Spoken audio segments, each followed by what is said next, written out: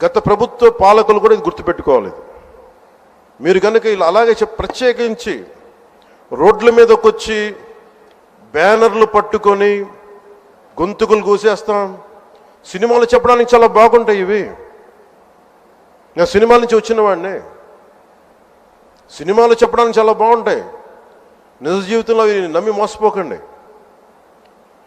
కాలు మక్కిలు ఇరకొట్టి కింద కూర్చోబెడతాం. జాగ్రత్త, పిచ్చి వేషాలు వేయకండి ఎవరు కూడా. ఇవి సరదాగా ఉండే విషయాలు కాదు ఇవి. శాంతి భద్రతలను ఏమాత్రం క్షీణిస్తే చిన్నపాటిది కూడా సహించం. మీకు బలంగా తెలియజేస్తాను ప్రజలందరికీ కూడా. పిచ్చి పిచ్చి మాటలు మాట్లాడకండి ఎవరు. సరదాగా లేం మేము ఇక్కడ.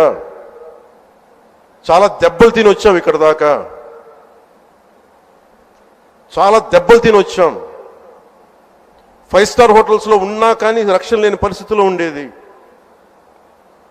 రోడ్ల మీదకి లాక్కొచ్చి మహిళలను కూడా వీళ్ళు జైల్లో పెట్టిన వ్యక్తులు.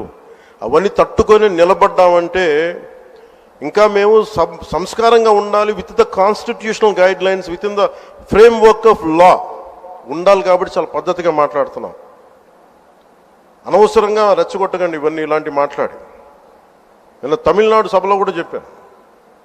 అదేంటంటే సాధు మిరండాలు కాడు కొళ్ళాదంటే సజ్జనుడు కోపం వస్తే అడవి కూడా ఆపలేదనేది. అలాగే మాది మంచి ప్రభుత్వం.